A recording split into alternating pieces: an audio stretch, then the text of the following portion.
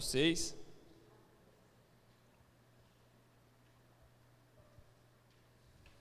Primeiro Timóteo capítulo 6.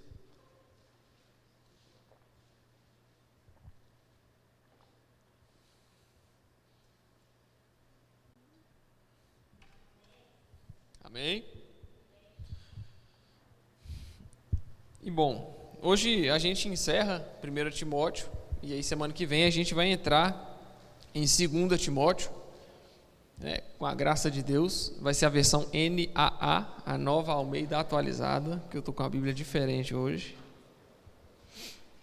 NAA, tá aí? Achou? Show. E o capítulo 6, ele é meio que uma sequência do final dos 5, né? Então, vamos só puxar aqui a partir do versículo 20 do capítulo 5, que é como se fosse uma sequência. Vai falar assim: quanto aos que vivem no pecado, repreenda-os na presença de todos, para que também os demais temam. Diante de Deus, de Cristo Jesus, dos anjos eleitos, peço com insistência que você guarde esses conselhos, sem discriminação, nada fazendo com espírito de parcialidade. Não tenha pressa em pôr as mãos sobre alguém, não seja cúmplice dos pecados dos outros, conserve-se puro. Não beba somente água, beba também um pouco de vinho, por causa do seu estômago e das frequentes enfermidades. Os pecados de alguns são notórios, mesmo antes do juízo, mas os dos outros só se manifestam mais tarde. Do mesmo modo, também, as boas obras se evidenciam, e aquelas que ainda não são manifestas não poderão ficar escondidas. Todos os servos, aí entra no capítulo 6, todos os servos que estão debaixo do jugo considerem-se dignos de toda a honra o próprio Senhor, para que o nome de Deus e a doutrina não sejam difamados. Também, os que têm o Senhor crente, não o tratem com desrespeito porque é irmão. Pelo contrário, trabalhem ainda mais, pois ele, que partilha do seu bom serviço, é crente e amado. Ensine e recomende essas coisas. Então, só para a gente poder iniciar e fechar, o apóstolo Paulo dá diversos conselhos aqui a Timóteo. Timóteo, como a gente bem sabe, era um líder da igreja do Senhor Jesus, e essa igreja estava localizada na cidade de Éfeso, certo? Beleza? Então Paulo estava lá em Éfeso, Timóteo estava em Éfeso, e Paulo estava instruindo Timóteo em Éfeso.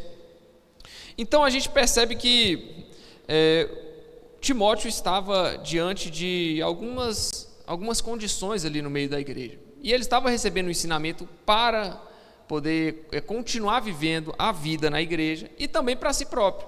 Você vai observar no versículo 23 do capítulo 5, vai falar: não beba somente água, beba também um pouco de vinho por causa do seu estômago e das suas frequentes enfermidades. O que é isso aqui? Isso é um conselho do apóstolo Paulo a Timóteo, porque Timóteo era um menino muito doente. Ele diversas vezes ele ficava doente, então era uma pessoa que estava em constante enfermidade. E é legal ver isso porque Timóteo, um menino fraco, não só fraco de pequeno e de idade, mas também de saúde. Timóteo estava constantemente doente. Qual que era o conselho do apóstolo Paulo aqui? Foi usando a medicina da época, Beba vinho para que faça bem ao seu estômago para fins medicinais e não para fins de festa, Então a gente vê a aplicação do vinho aqui para um outro fim, amém? Hoje nós temos o omeprazol, Quem toma omeprazol aí de vez em quando? Eu tomo. Às vezes que dá azia, meu Deus, o omeprazol para dentro resolve. Tem uns que preferem o pantoprazol, olha que legal. Se tivesse o pantoprazol na época, certamente o apóstolo Paulo recomendaria: tome um pantoprazol, passa na Indiana aí do lado da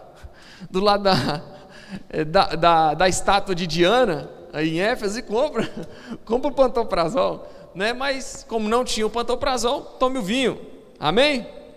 Amém? Era a medicina que era usada na época, não é porque Timóteo usou que você também agora tem que abusar e usar, e enfim.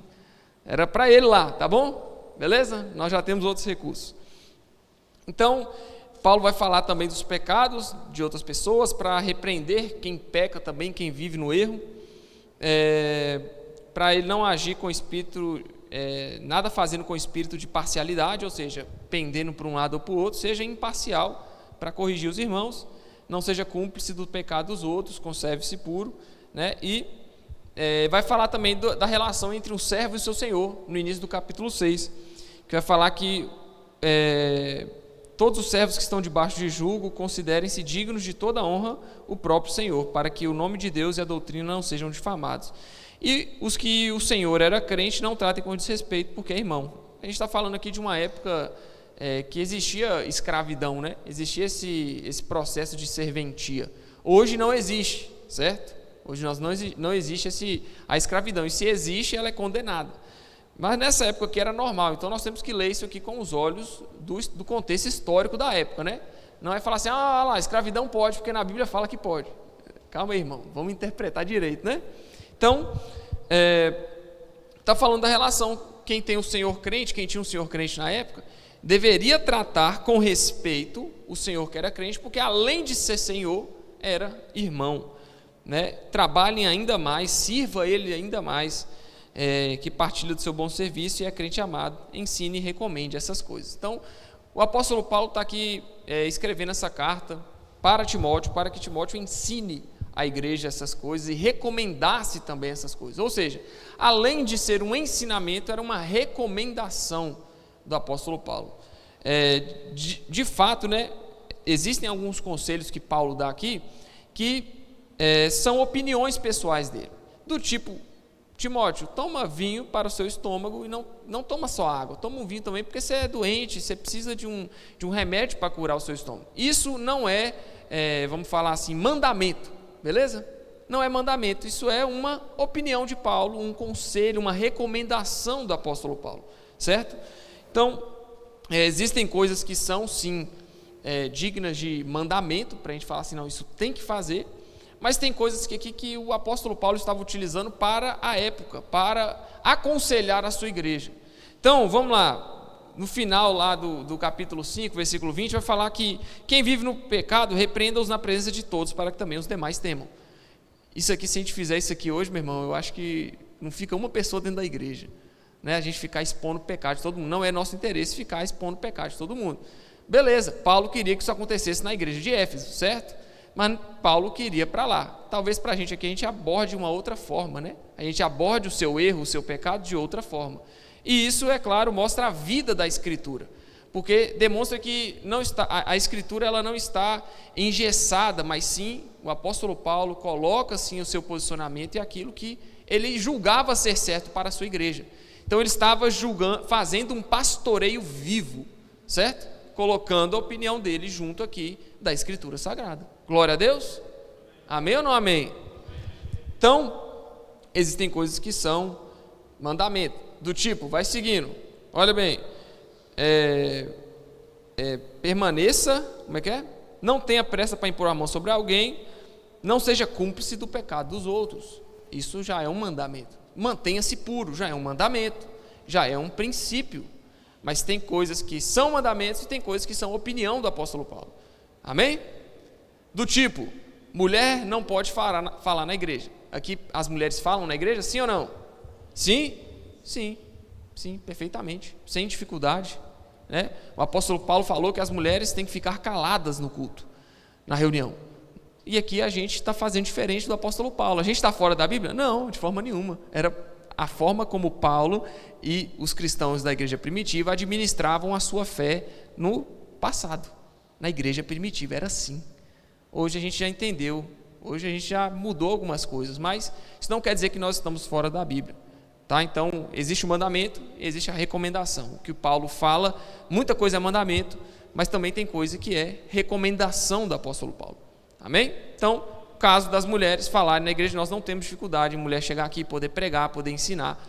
A diaconisa Márcia faz o culto de estudo também, prega muito bem. As irmãs que vêm, ministram louvor e cantam junto aqui, e falam também. Então, não temos dificuldades alguma em a atividade da mulher dentro da igreja. Amém, mulher? Se você aí tem um dom da pregação, se você tem um dom da palavra, você pode sim ser usada por Deus para fazer o que eu estou fazendo aqui. Amém? Glória a Deus. Então, nós vamos agora para o versículo 3. E eu acredito que é onde Paulo já começa a caminhar aqui para finalizar a epístola a Timóteo. E ele vai fazer duas advertências a Timóteo, para que Timóteo tomasse cuidado. E eu acho que é uma das advertências que nós, cristãos, devemos ter no nosso dia a dia. Primeiro, falsos ensinos, e segundo, os perigos da riqueza. Por que falso ensino? Qual que é o problema do falso ensino, Rickson? A pessoa pode falar o que ela acredita para lá e deixa ela viver a fé dela para lá. Só que, meu irmão, existem falsos ensinos e falsas doutrinas que podem te conduzir a viver uma falsa fé. E é por isso que temos que tomar cuidado com falsos ensinos. Por isso que tudo que você escuta, tudo que você ouve, tudo que falam para você, você tem que ir na Bíblia e conferir. Porque você tem acesso à Bíblia, todos temos. Você tem acesso à interpretação. Deus te deu o dom da interpretação, sim, você interpreta as coisas. Muitas pessoas, às vezes os pequeninos, ainda estão começando a entender o processo de interpretação. Mas as pessoas igual nós já sabemos como que interpreta as coisas. Você vai ler um texto, você vai interpretar o que o texto está falando. E você vai basear isso no quê? Em quem escreveu, para quem escreveu, em que situação que foi escrito. Então na Bíblia não é diferente, isso é uma carta a Timóteo. A epístola aqui de 1 Timóteo, é uma carta a Timóteo. Então como que a gente lê uma carta? Como que a gente interpreta essa carta? Na Bíblia não pode ser diferente, nós temos que interpretar a Bíblia como ela se apresenta, no gênero literário que ela se apresenta. Amém? Aula de literatura de português para vocês. A Bíblia, existem cartas, e isso aqui é uma carta, é um escrito de um homem para outro homem, de Paulo para Timóteo. Então como que a gente lê essa carta? Como que a gente aprende e tira conhecimento disso para a nossa vida? É através da interpretação. Então você tem acesso à interpretação com o texto, e não só no texto. Além das inúmeras versões que você pode escolher a que você quiser, que você preferir para ler da Bíblia, as inúmeras traduções, você ainda tem acesso à igreja, que facilita o ensino para você através de uma pregação. Então muitas vezes o que nós fazemos aqui é explicar aquilo que nós entendemos da Bíblia, e que você pode estar tendo alguma dificuldade para entender. Amém? Então estou aqui explicando a Bíblia para vocês, para que vocês entendam de forma mais fácil. Ou seja, você tem a igreja, você tem as traduções mais atuais para te ajudar a traduzir, e você tem a Bíblia. Então utilize dessas formas e rejeite falsos ensinos. E é nisso que Paulo está falando aqui. Cuidado com os falsos mestres. Cuidado com quem leva você a viver uma fé errada. Cuidado, cuidado. Porque olha bem, se alguém ensina outra doutrina e não concorda com as sãs palavras de nosso Senhor Jesus Cristo e com o ensino segundo a piedade, esse é orgulhoso e não entende nada, mas tem um desejo doentio por discussões e brigas a respeito de palavras. É daí que nasce inveja, provocação, difamação, suspeitas malignas e as polêmicas sem fim da parte de pessoas cuja mente é pervertida e que estão privadas da verdade, supondo que a piedade é fonte de lucro. De fato, grande fonte de lucro é a piedade com contentamento. Isso aqui quer dizer que a piedade com contentamento, a partir do que a gente tem da Bíblia, é uma fonte de lucro para a nossa alma. Então, como que você tem lucro na sua alma? É a partir do amor, da piedade, e com o contentamento acerca do que está disponível para nós da palavra de Deus. Então a Bíblia, ela é a palavra de Deus, e ela chegou até nós a partir de quem? De testemunhas de Jesus, os apóstolos, testemunhas oculares de Jesus, quem andou com Jesus. A gente está vendo o relato de pessoas que andaram, que viram Jesus. O apóstolo Paulo viu Jesus no caminho de Damasco, e os outros discípulos que passaram os ensinamentos e contaram as histórias e os ensinamentos de Jesus para o apóstolo Paulo, andaram com Jesus. Então, essa é a fonte do nosso conhecimento acerca de Deus. Essa é a fonte do nosso conhecimento acerca de Jesus. São homens que andaram com Jesus e testemunharam o seu caminhar com Jesus. Homens que viram Jesus, homens que viveram na mesma época que Jesus. Então a Bíblia, você está pegando aqui, ela já está contendo todo o testemunho necessário para que você compreenda quem é Deus e o que Deus quer da sua vida e o que Deus quer de você. Portanto, grande lucro é a piedade com o contentamento, porque nada trouxemos para o mundo, nem coisa alguma podemos levar dele. Tendo sustento e com que nos vestir, estejamos contentes. Aqui o apóstolo Paulo não está te convidando para viver uma vida medíocre, meu irmão. Muito pelo contrário. Ele está trazendo a reflexão aqui que o que realmente importa é que Você tem sustento, tem alimento no seu dia a dia e tem como você se vestir? Fique contente. Se contente, se alegre, porque esse é o verdadeiro lucro da sua alma. O apóstolo Paulo, ele trabalhava, sim ou não? Trabalhava, ele vendia tenda, e ele trabalhava para sustentar o seu ministério. Olha que fantástico, para não pesar para a igreja. Isso é um relato dele mesmo. Ele trabalhava para sustentar o ministério, para sustentar as suas idas, as suas viagens, para não pesar, não ser um peso para a igreja que estava começando ali na época. Então o apóstolo Paulo, um homem que entendia o que era construir isso aqui por 10 e vender por 20, e comprar matéria-prima para fazer isso de novo, e ir acumulando patrimônio, acumulando capital. O apóstolo Paulo sabia o que era isso, porque ele vendia as coisas, ele trabalhava. Mas esse homem que teve acesso ao trabalho, teve acesso ao capitalismo, que teve acesso a fontes de renda, a fontes de lucro, esse homem está virando para nós e falando: se você tiver a roupa do seu corpo, tiver alimento, se contente, fique feliz. Se você tiver o seu sustento diário, fique feliz, porque o grande lucro para a sua alma é o contentamento, porque sabemos que o nosso tesouro, ele não está na terra. O versículo 7 é uma prova disso, antes, que vai falar o quê? Nada você veio para o mundo, você veio para o mundo sem, meu irmão, você veio para o mundo da barriga da sua mãe, você nasceu pelado e vai voltar para a terra, sem levar nada.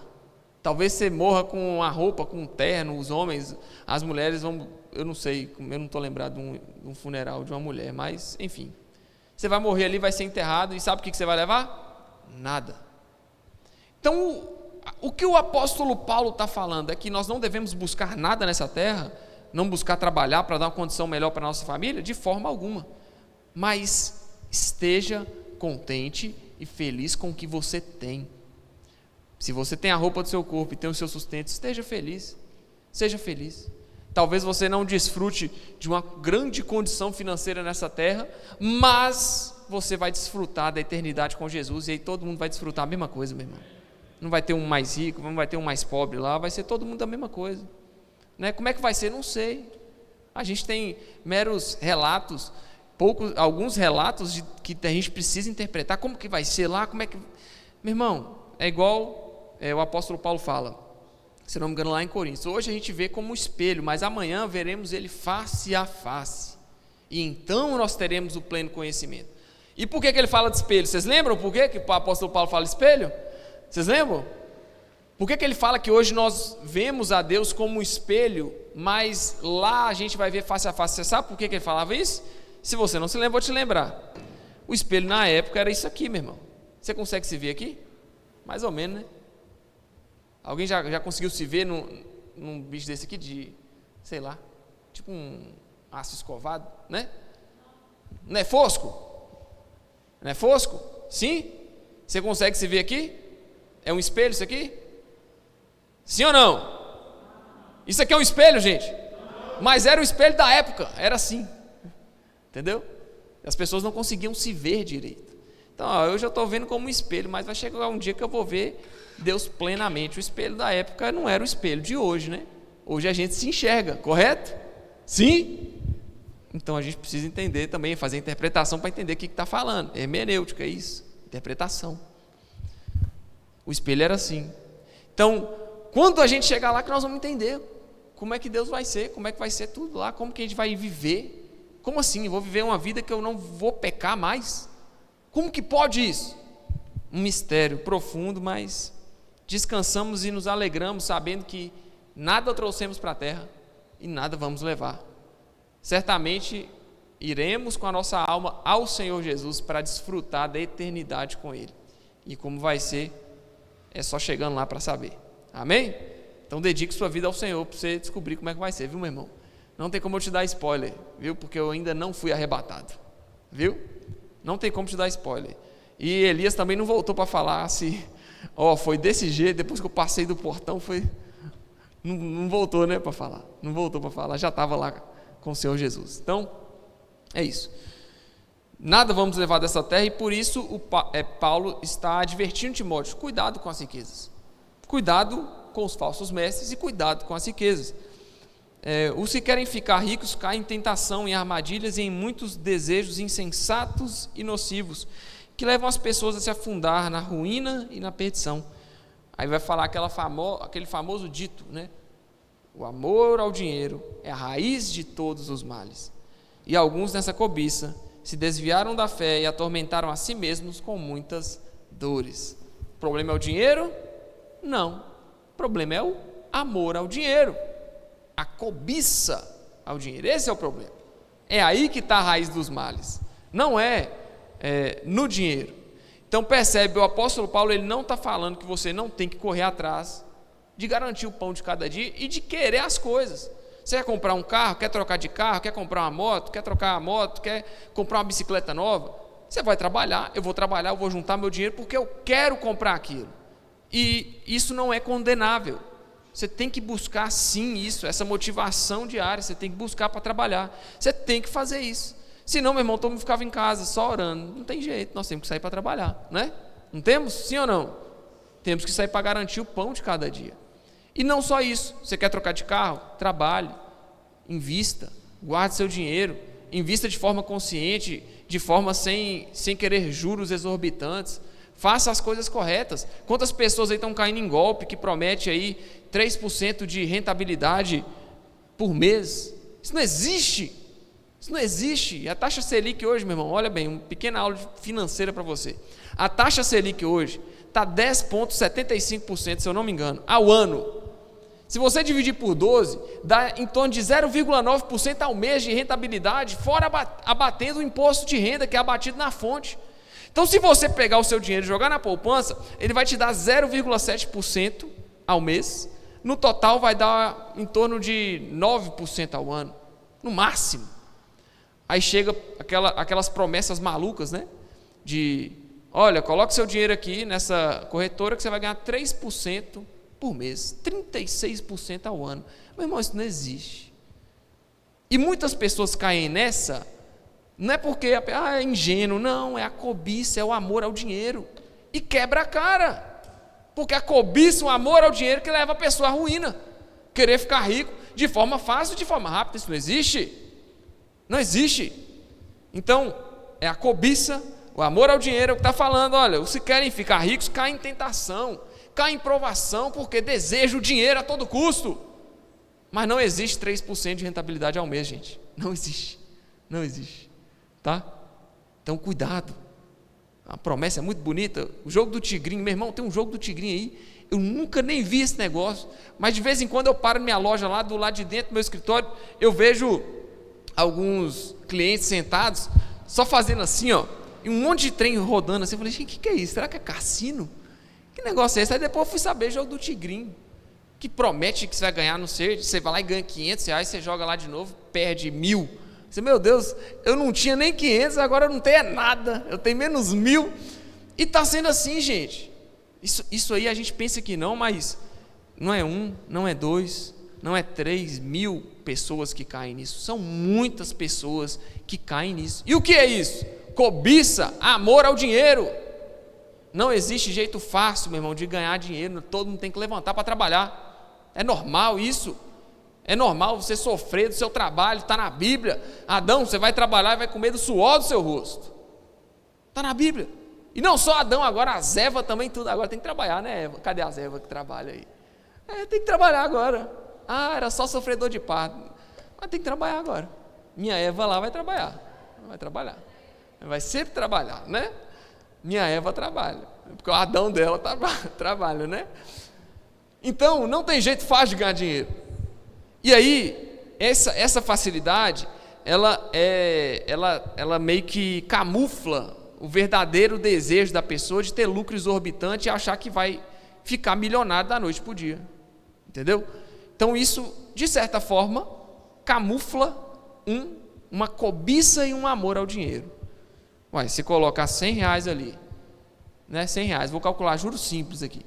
Se colocar R$100 aí, no final do ano você ganhar R$360, aí, não, 36%, R$36, R$100 de render 36 é lindo.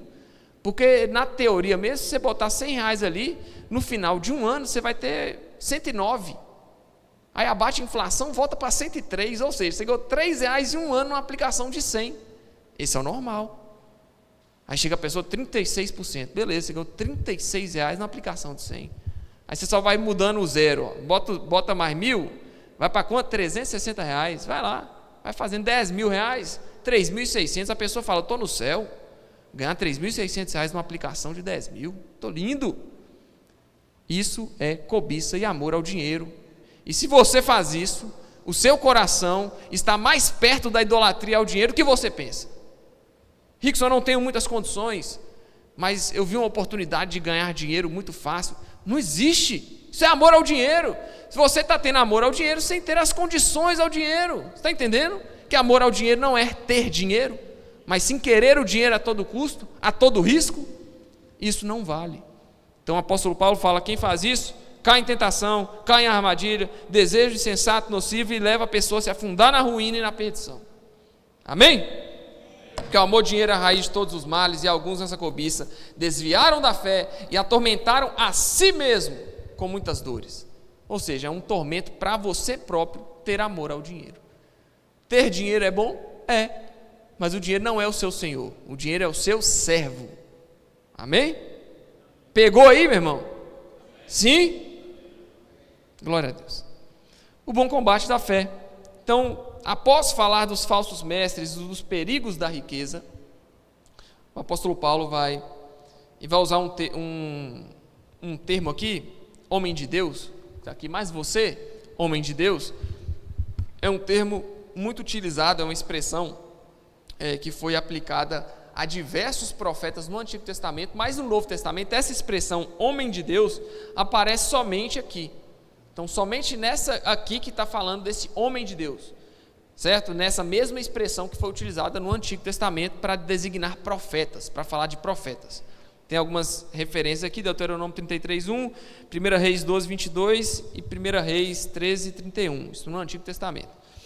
Então, no Novo Testamento isso é aplicado a Timóteo, e em 2 Timóteo 3,17 também vai falar homem de Deus. E o que é esse homem de Deus? É alguém que foi chamado para pregar o Evangelho. Então tu, ministro do Evangelho, tu, voz de Deus, voz da Bíblia, voz do próprio Senhor, tu, homem de Deus, fuja de tudo isso. Então a gente viu até aqui agora muitas coisas que a gente precisa evitar. E aí o apóstolo Paulo, na sequência que ele está discorrendo sobre como que o homem de Deus deve agir, ele vai falar, Timóteo, fuja disso tudo, se afaste disso tudo, siga a justiça, a piedade, a fé, o amor, a perseverança, a mansidão. Olha bem, o contrário, o fugir dessas paixões, o fugir dessas coisas, dos falsos ensinos, o fugir do pecado, o se manter puro, o que é contrário a isso?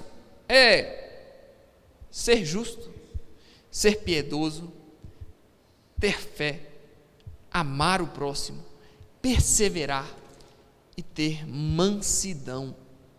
Esse é o contrário dessas coisas. O apóstolo Paulo não falou, Timóteo, foge desses negócios, mas vai para onde? Vai para onde, Paulo? Não, isso aqui é uma carta pastoral, meu irmão. O pastor, ele tem um papel não só de te falar que ali é um buraco que você vai cair e vai dissipar todo lá no chão, mas ele tem um papel de te mostrar para onde você tem que ir também. O pastor direciona, e é o que Paulo está fazendo. Timóteo, fuja daquelas coisas, mas você tem que ir, sabe para onde? Você tem que ir para um local onde você demonstra justiça. Siga a justiça, siga a piedade, siga a fé, siga o amor, a perseverança e a mansidão. O siga é um imperativo. Então quando a gente tem um imperativo, é meio que uma ordem. Timóteo, siga isso, fuja e siga. 2 imperativos utilizados pelo apóstolo Paulo para falar com Timóteo o que tinha que fazer. Timóteo, fuja daquilo e siga aquilo. É o que a palavra de Deus vem para nós como imperativo. Então, aqui não é tipo assim, se você quiser, Timóteo, se você se sentir à vontade, se você se sentir confortável, Timóteo, seja piedoso, ame as pessoas, seja bonzinho, seja manso, seja tranquilo, Timóteo, mantenha a sua perseverança, mantenha a sua fé no Senhor. Se você quiser seguir a justiça, é isso que Paulo está falando aqui? Sim ou não? Ele está falando o quê, meu irmão? Ele está afirmando, Timóteo, siga essas coisas, vai para lá, vai por esse caminho. Então, para o homem de Deus, para a mulher de Deus, para alguém que é crente, né? O que é um crente? Depende. Por quê? O crente da igreja, o crente cristão, ele crê em quem? Em Cristo, né? A pessoa vira e fala assim, eu sou crente. Mas você crê em quê? No que você crê?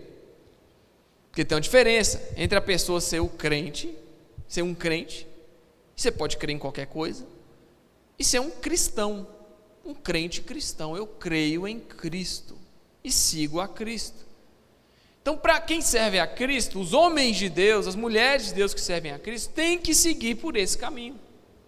O caminho da justiça, da piedade, da fé, do amor, da perseverança e da mansidão. Então, qualquer outro caminho que não são esses aqui, não estão no caminho do homem e da mulher de Deus.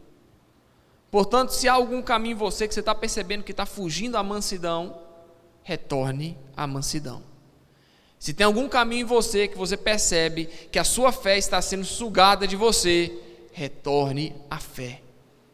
Se tem algum caminho em você que você percebe que você está amando menos o próximo, retorne e ame o seu próximo. E perdoe.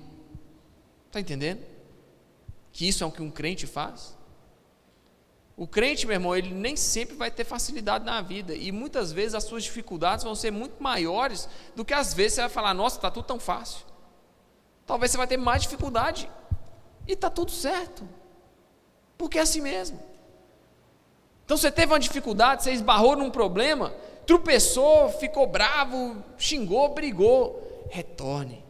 O importante é você retornar, meu irmão, e continuar caminhando no caminho reto. Porque muitas pessoas, que isso na verdade, essa vergonha, olha bem, as pessoas que desviam. Você conhece alguém que desviou? Conhece? Sim ou não? Você conhece pessoas que desviaram? Muitas vezes, esse desviar, né, o cair é do homem, o levantar é de Deus, a gente crê nisso. Então quem levanta as pessoas que desviaram? Deus. Só o Senhor Jesus para alcançar, meu irmão. Só o Senhor Jesus, é aí que a gente aprende a depender mais dele. E de colocar essas pessoas que se desviaram na presença dele. Senhor, toca nessa pessoa, incomode tal pessoa. Mas esse desviar das pessoas, esse cair do homem, muitas vezes ele se camufla numa tentativa de declarar a independência de Deus. Então, na verdade, as pessoas que desviam não foi o mundo, não foi o trabalho, não foi tal coisa, não foi o outro que desviou ele, não. É a própria pessoa mesmo que quis desviar. É a própria pessoa mesmo que quis falar para Deus assim, Deus, eu não preciso de você, não dependo. Então eu vou viver minha vida aqui e está tudo de boa. Aí a gente pensa, coitado de fulano, foi enganado. Foi não, meu irmão, foi não. Porque a pessoa que desvia, ela se desvia porque ela está querendo declarar a independência de Deus. E nisso, a gente percebe que, na verdade, se nós não vigiarmos e não vivermos a nossa vida em retidão ao Senhor Jesus, certamente, quando cairmos, não teremos força para levantar mais. O cair é do homem, o levantar é de Deus. Só que tem a responsabilidade do homem nisso aí. Tem a sua responsabilidade. Rickson, cair, o que eu faço? Meu irmão, você tem uma igreja, você tem um Jesus que morreu na cruz por você para te perdoar de todo o seu pecado. E aqueles que estão em Cristo não há nenhuma condenação. Então quem cai e fica caído é porque quer, meu irmão, porque tem perdão disponível. A pessoa desviou da igreja, ficou desviada da igreja. é porque já queria desviar, porque sabe que tem o perdão, sabe que Jesus perdoa pecados. Então a gente não podemos gourmetizar e começar a colocar culpa em um, colocar culpa em outro. Fulano desviou por causa de tal coisa, o outro desviou por causa daquilo. Não, desviou por causa dele, desviou por causa dela, porque caiu e não quis levantar, porque falou, eu não preciso de Deus. É assim que funciona. O desviar é assim. É uma declaração de independência. Isso é desde a queda, meu irmão. Adão falou o quê? Eu quero ser igual a Deus, para não precisar de Deus mais. Certo? Não é essa a proposta do diabo? Não foi essa a proposta da serpente, Adão? Adão, certamente no dia que comer, você vai ser como Deus. Aí a tentação do homem é essa. É ser como Deus para não precisar de Deus mais. Uma declaração de independência. Isso é a queda. Esse é o cair do homem. Então a pessoa que cai e fica no chão e não procura se levantar e corrigir os seus erros, na verdade ela já está buscando isso há muito tempo. E é por isso, meu irmão, que você talvez seja uma pessoa que caiu alguma vez, que se desviou alguma vez. Mas se você está aqui hoje sentado me ouvindo, é porque você se levantou e procurou de novo o caminho da salvação do Senhor Jesus. E nisso existe graça, existe favor, porque você certamente entendeu e foi convencido pelo Espírito Santo a se manter puro, a viver como Timóteo, fugindo do mal e se aproximando de Deus. Eu sou um caso de alguém que caiu, que viveu desviado alguns tempos, alguns meses, mas encontrei o caminho de volta para casa e estou aqui. E é por isso que para mim é fácil falar sobre isso, porque eu entendo. Eu sei que quando a pessoa fala, eu errei, eu não vou entrar na igreja porque eu vou pegar fogo. Como assim, meu irmão? Só se for o fogo do perdão, né? Não é, pastor? O fogo do perdão de Deus consome todo o pecado, né? Toda a carne, né? Quando era queimado no holocausto, a carne dos animais consumia aquilo ali, ó. O pecado está perdoado. Só se for assim. Então, as pessoas que muitas vezes no passado, talvez sim, porque no passado, no meio da igreja, muitas coisas aconteciam, a pessoa chegava na igreja meio afastada ou que errou, muitas pessoas apontavam o dedo, mas hoje a gente não faz isso. Chegou alguém desviado aqui, a gente vai abraçar, vai receber como se fosse uma pessoa que nunca saiu da presença de Deus. Nós vamos fazer isso, porque nós somos uma igreja que acolhe o pecador, mas não acolhemos o pecado. Então, se a pessoa chegou na igreja, recebeu o abraço da comunidade e começou a frequentar aqui, ela vai ouvir sobre a dura verdade do Evangelho para que ela conserte a vida dela. E nisso nós nunca mudaremos. Amém? Amém ou não amém? Então você pode até errar, você pode até passar por alguma coisa e falar, nossa, eu não agi com amor com o meu próximo, perdi minha fé, eu não fui justo, eu não fui piedoso, eu não apliquei a mansidão, eu me irei com a pessoa, eu briguei com a pessoa, mas retorne, volte para o caminho e busque no Senhor Jesus a sua dependência, porque é isso que você precisa fazer. O mundo começou a dar errado, meu irmão, foi quando o homem, lá no Éden, quis falar para Deus que ele não precisava de Deus mais. Então como que nós vamos consertar? Deus, eu preciso 100% do Senhor. É uma entrega. Amém? Conhece aquela música? E eu entrego tudo a ti, tudo a ti. Aí chega no outro dia, você não entrega nada. E aí, meu irmão, como é que vai fazer? Você vai continuar cantando? Para de cantar a música então, uai. Deus está ouvindo lá falando, você está me fazendo de besta, né? Só posso estar com cara de besta. Amém, irmãos? Entrega mesmo para o Senhor. Entrega o pecado, entrega o seu erro, entrega para o Senhor, confia nele e ele vai mudar o seu coração, amém? E aí o apóstolo Paulo continua com os seus imperativos, versículo 12, combata o bom combate da fé. Não é fácil, é um combate, é uma luta, a luta da fé, a luta para permanecer fiel, a luta para permanecer firme, mesmo sendo carne. E a Bíblia vai falar que bem-aventurados são aqueles que não viram Jesus e creram. Então, eu só estou falando com bem-aventurado aqui hoje, porque você não viu Jesus andando na terra, viu?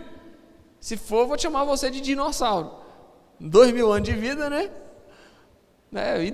Já passou do idoso, né? Já está quase nascendo de novo, né?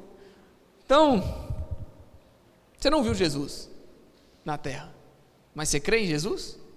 Crê que Ele é o Filho de Deus? Sim? Então, bem-aventurados são vocês. Nós somos bem-aventurados. Hoje a gente desfruta de um nível de relacionamento com o Senhor ainda mais profundo do que os próprios discípulos. Porque os discípulos, eles viram Jesus encarnado. E posteriormente eles recebem o Espírito Santo também. Mas nós, olha bem, nós já nascemos nessa realidade que o Espírito Santo vive dentro de nós. Nós já nascemos com essa informação. Nós já nascemos após o Pentecostes, após Atos 2. Então nós já nascemos com essa realidade, que o Espírito Santo habita dentro de nós. Os discípulos foram descobrir isso depois de velhos. Nós não, irmão, nós já habitamos na igreja, começou a igreja, entregamos nossa vida a Jesus, fomos batizados, recebemos o Espírito Santo. A nossa vida cristã, a nossa caminhada cristã é com o Espírito Santo, 100% dos dias. Isso é fantástico. É a presença do próprio Deus dentro de nós. É a voz da nossa consciência nos mostrando qual o caminho que a gente deve seguir, o que é certo e o que é errado. Amém? E é uma consciência que leva à salvação. Então, vai chegar aqui e falar assim: combata o bom combate da fé, tome posse da vida eterna, para a qual você também foi chamado e da qual faz boa confissão diante de muitas testemunhas.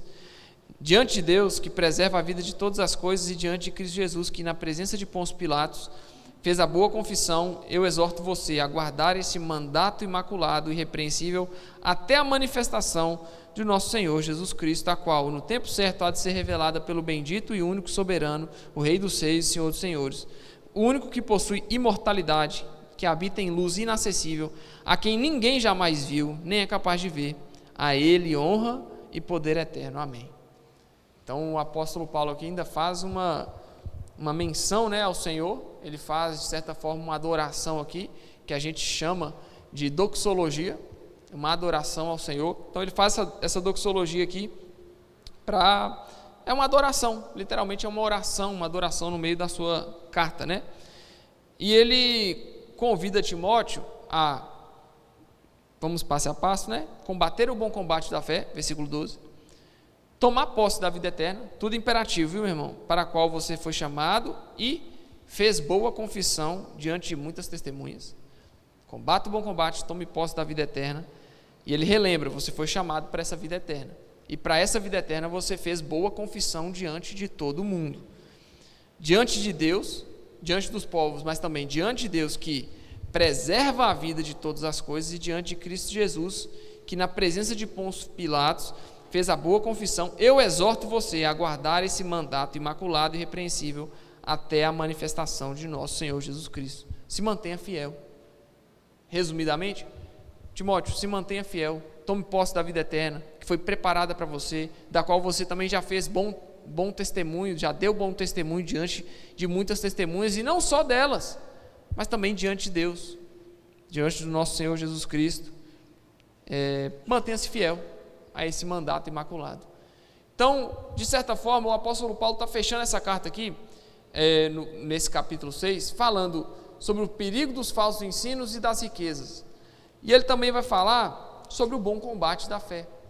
Então, Timóteo, eu sei que existe muita gente ensinando muita coisa errada, muitos falsos mestres que tentam entrar dentro da igreja. Aqui, inclusive, o que estava tentando entrar dentro da igreja era o gnosticismo, e a gente fala deles depois. Então, os gnósticos começaram a se desenvolver bastante no segundo século, ali depois do ano 100. Então, depois de Cristo, no século II depois de Cristo. O gnosticismo estava se desenvolvendo ali no meio daquele povo, e Paulo estava falando isso: olha, Timóteo, tem muitos ensinos errados, cuidado com as riquezas, mas combata o bom combate da fé, permaneça fiel, permaneça firme, mantenha esse mandato, mantenha essa ordenança do Senhor Jesus, porque esse é o convite de Jesus para nós, meu irmão. Esse é o convite até que Ele venha. A gente está aqui vivendo a nossa fé cristã e temos que viver ela de forma correta. Então, sim, nós temos que nos relembrar que é para viver com mansidão os frutos do Espírito, como nós vamos amar o nosso próximo, como vamos demonstrar a nossa fé, a perseverança, é dia após dia. E é por isso que o apóstolo Paulo está chamando aqui nesse final, para que vivamos a nossa fé, combatendo o bom combate e guardando aquilo que nós já testemunhamos para as pessoas que cremos. Esse é o convite do apóstolo Paulo para Timóteo e para os crentes de hoje. Como que a gente pega isso para nós hoje? É assim, meu irmão. A gente vive num mundo que o amor está cada vez mais se esfriando.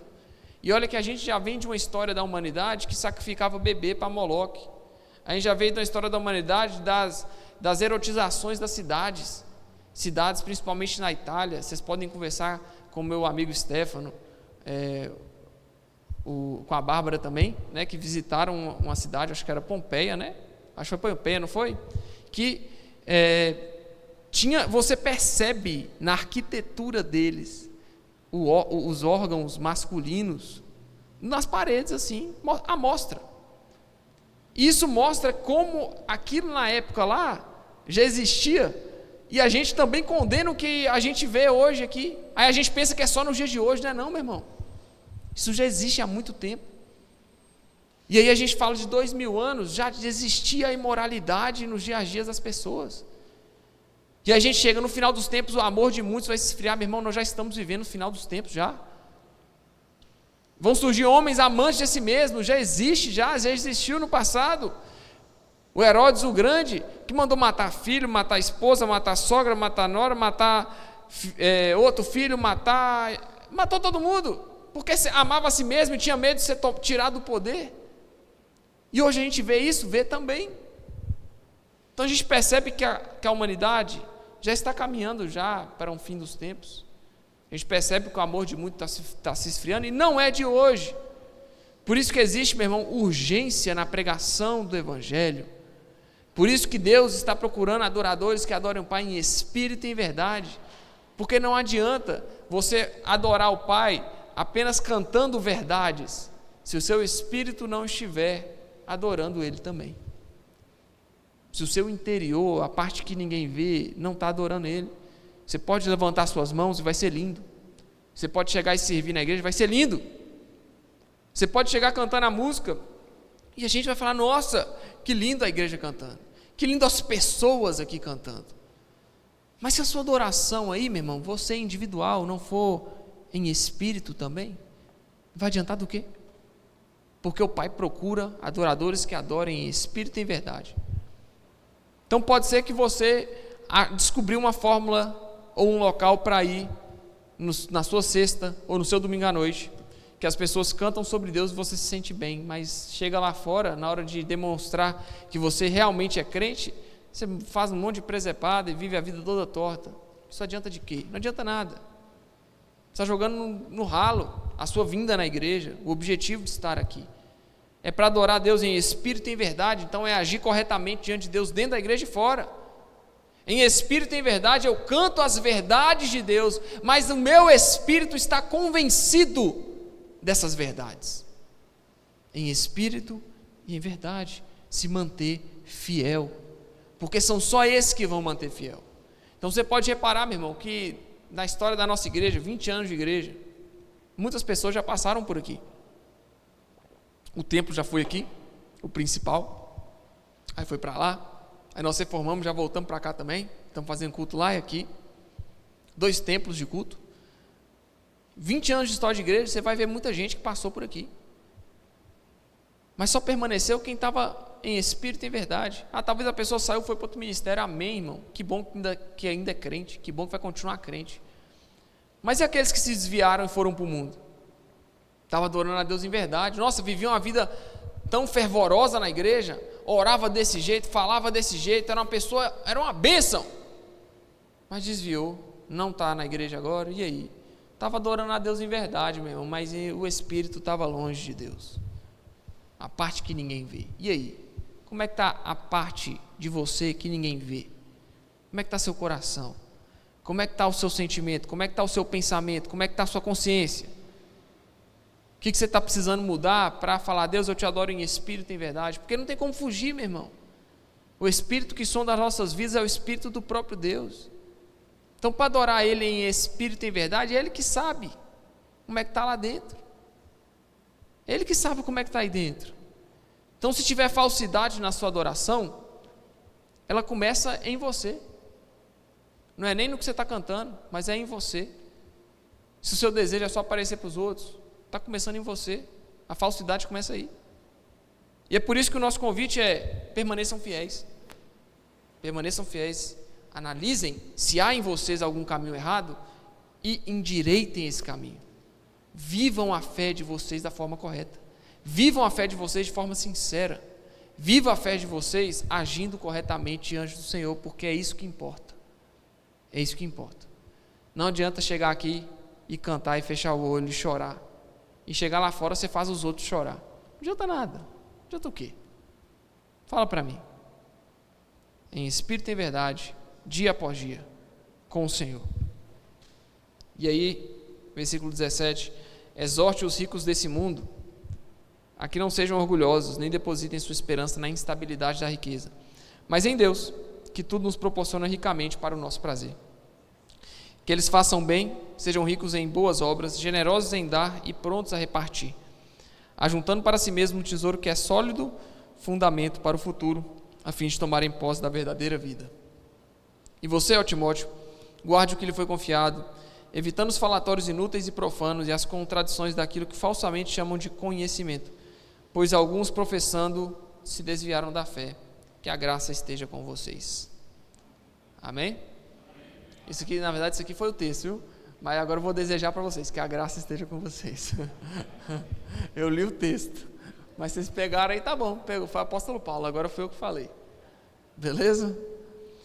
Então, a exortação no versículo 17, para a gente poder fechar, o apóstolo Paulo exorta os ricos desse mundo, baseado aqui no contexto, né? Ou seja, a gente não pega uma parte e isola da outra.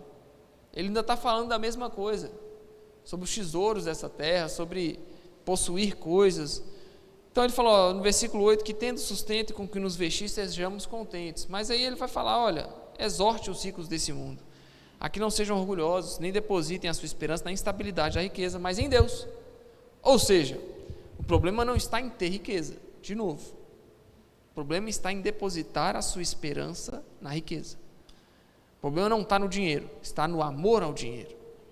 Então exorte eles para que depositem sua esperança em Deus, que tudo nos proporciona ricamente para o nosso prazer, para a nossa alegria.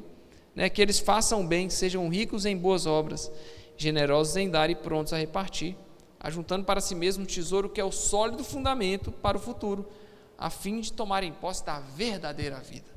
Então o posicionamento do apóstolo Paulo é demonstrar que ainda que você tenha coisas nesse mundo, ainda que você conquiste algo nessa terra, a sua verdadeira vida é o futuro.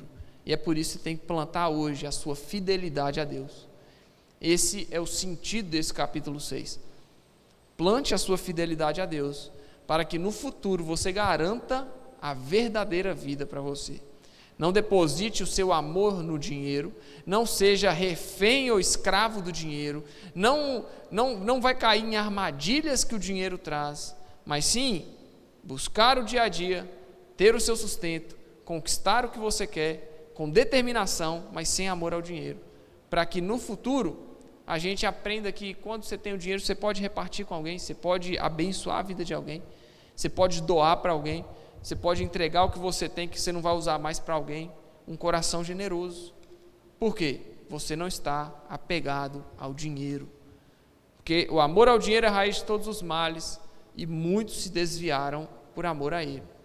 Timóteo, permaneça fiel, vocês permaneçam fiéis, porque somente a fidelidade a Deus vai te livrar dessas armadilhas. Amém? Amém ou não amém? Quem está arraigado no Senhor Jesus aí, fala eu. Quem não falou, eu sei que falou internamente. Amém? Vocês não estavam prontos, né? Vou perguntar de novo. Quem está enraizado no Senhor aí, fala eu. Aí todo mundo, glória a Deus. É isso aí. Vocês estão felizes?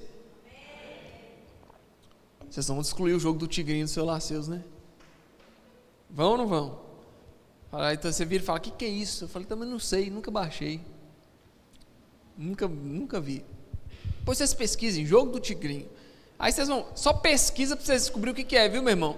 Não vai cair na onda de ficar baixando esse trem, jogando lá não, colocando dinheiro lá não, pelo amor de Deus. Viu? Beleza? Cuidado com as bets da vida aí. Nós temos que orientar, a igreja serve para isso. A igreja serve para orientar os crentes a viver uma vida correta, amém? Cuidado com as bets aí, com as apostas esportivas online. Né? Hoje, dos 20 clubes da Série A do Brasileirão, 19 são patrocinados por bet, sabia? Patrocínio Master. Sabia? Isso está mais presente no dia a dia nosso que a gente pensa, meu irmão. Aí o cara fala assim, ó, vai lá, aposta lá. Aí sabe um dado interessante? Um dado interessante aí? 99% do dinheiro que é apostado fica na banca.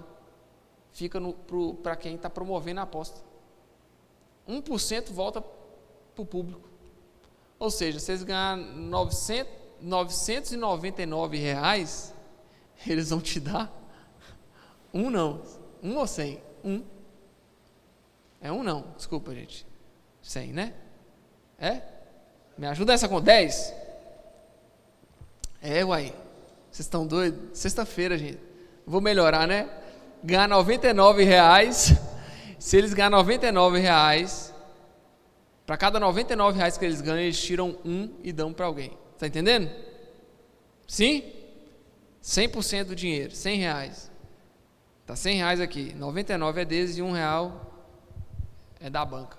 E é assim que funciona. Aí as pessoas falam, não, vou jogar aqui, vou apostar que o Galo vai fazer um gol no primeiro tempo. Aí se tivesse apostado ontem, tinha perdido, porque não fez gol nem no primeiro nem no segundo. Aí a galera começa, e é sério, isso é perigoso, porque isso é amor ao dinheiro. Isso é a cobiça, isso é querer ganhar dinheiro de forma fácil.